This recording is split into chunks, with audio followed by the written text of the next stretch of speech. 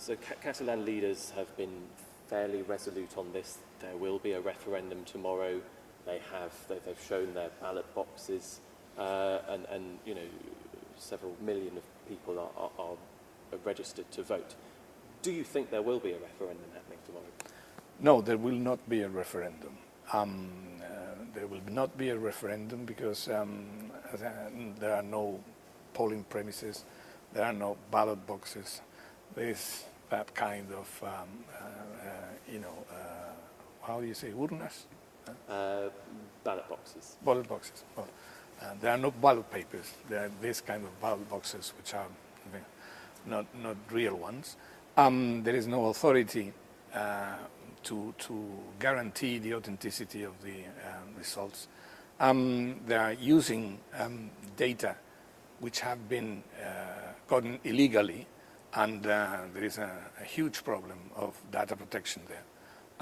So there is no way that you can claim that any sort of referendum will be held. There may be some voting in public squares or streets, but that will not be in any way representative of the will of the Catalan population. But just that last bit again, and you've talked of sham voting as well. Just Yes. Tell us, some people will vote, you say, tomorrow. Well, it looks like. I mean, if they go out and put some papers into some boxes, they will claim that they have been voting. But as I said, there is no way you can claim that that is an authentic representation of the will of the population. But there is clear consensus for the need for a referendum. I remember reading recent statistics saying that 70% of people in Catalonia are in favour of a referendum per se. Isn't it right, isn't it just that this constitution that we talk about from 1978, it's nearly 40 years old, that you should open that question of constitutional reform and give Catalans a choice to vote in the similar way that the UK did with Scotland? I'm not convinced of that. That happened in Scotland, but that hasn't happened in other countries in Europe, such as in Germany, in Italy, in the United States. Courts have rejected the possibility of a part of the country breaking away, breaking up, and disrupting the unity of the country. So we will certainly, we are more than ready to enter into a dialogue that may end up in adjusting the constitution, amending the constitution. There will be votes. Probably, and I'm not at all against Catalans voting, but Catalans voting with the rest of Spain, because the unity of Spain, the future of Spain concerns not only the Catalans, but it concerns me and others, and I want to have also the right to vote. So you concede the fact that there could be a referendum on the table for Catalan independence if it was given to all of Spain. Would that be right, though, to give all of Spain the right to vote on this? Because how would that work? They would surely say no, wouldn't they? Well, I don't know. It depends. I mean, there could be a vote not necessarily on the independence of Catalonia, but on the way how to accommodate Catalonia within the Spanish constitution, legal order, and the Spanish state. You cannot say whether the rest of Spain will say yes or no to Catalonia remaining. I mean, there is something in which, in any case, we want to have a say, because it affects us. I mean, this Catalan question is often talked more or less exclusively in legal terms, what is been deemed illegal by the Constitutional Court, which is obviously the highest court in Spain. But isn't it also a very important political question that the possibilities for dialogue now between Madrid and Barcelona shrinking, and they were already very, very limited? Would you be willing to go to Barcelona and to the Catalan government with the offer of negotiations and talks for a better deal for them? Well, I think that has been said already, but not accepting as a precondition that there should be this kind of referendum. I mean, we are ready, more than ready to talk, and we accept that there may be some political aspirations on the part of well, a good number of Catalans, but it has been done. It has to be done in a legal, but also in a democratic way, and that is not the way this thing has been pushed by the current Catalan government.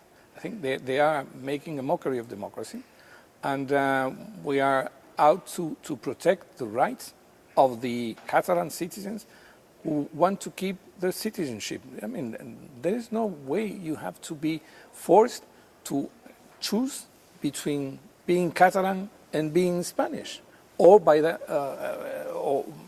being European, for that matter, because that will come into play too.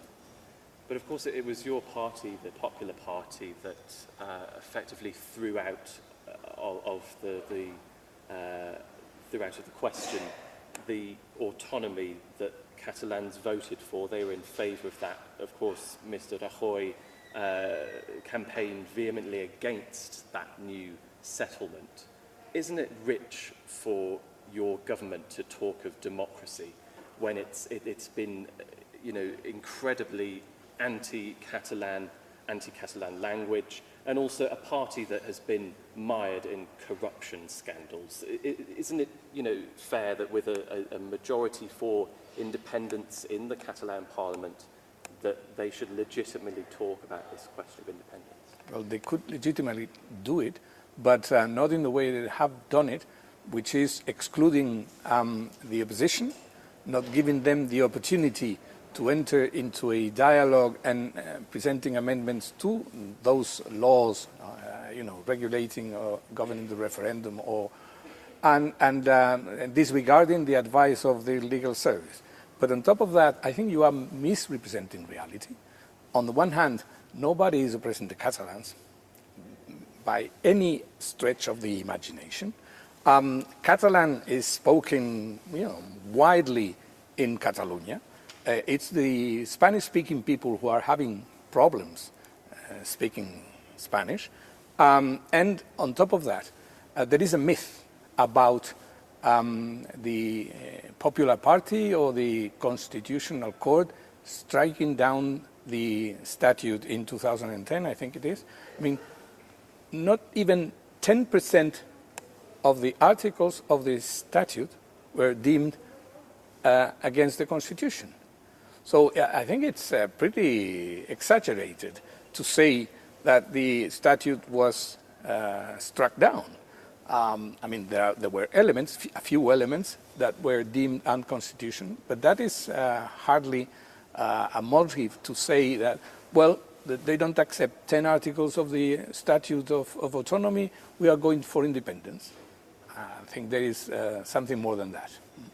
Isn't your Prime Minister, Mr. Rajoy, in a sort of an impossible situation here, because with the actions of the Constitutional Court and what is seen in Catalonia as a very heavy-handed approach, that he has the impossible scenario of with all of this,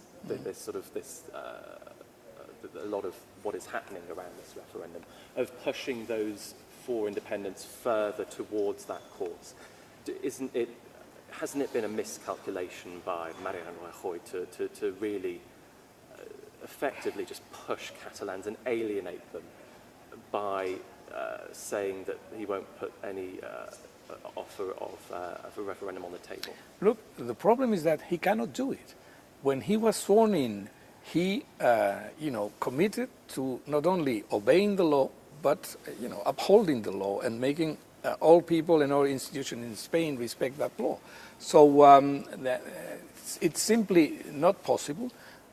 He has shown already his willingness, his readiness to enter into a dialogue, but we have to do it within the channels that are offered by the law. I mean, for me, it's baffling that people can simply disregard the law and think that democracy, the way they understand democracy, it's above the law. I mean, when there are no rules, there is no democracy. It's simply a privileged few who want to have their own way. We, of course, don't know what's going to happen tomorrow, whether there'll be violence or not. How would you react as a government if there is a lot of unrest on the streets, a lot of very high tensions between Spanish police, that obviously many thousands of them already in Catalonia and waiting if something happens? How would you react as a government if there was a lot of violence? The way we have reacted so far, which is with proportionality, with restraint. I mean, the law enforcement officers, the security forces that are there simply to prevent that there is, of course, illegal acts, but also disturbance of the social peace. And I'm sure that they will not be falling for the provocation that they will probably suffer. So on the 2nd of October, will avenues be open then for dialogue between Rajoy and Puigdemont? Well, I'm not sure whether Rajoy and Puigdemont, but certainly between the different political parties in the Spanish parliament and in the Catalan parliament. I'm not talking about specific people.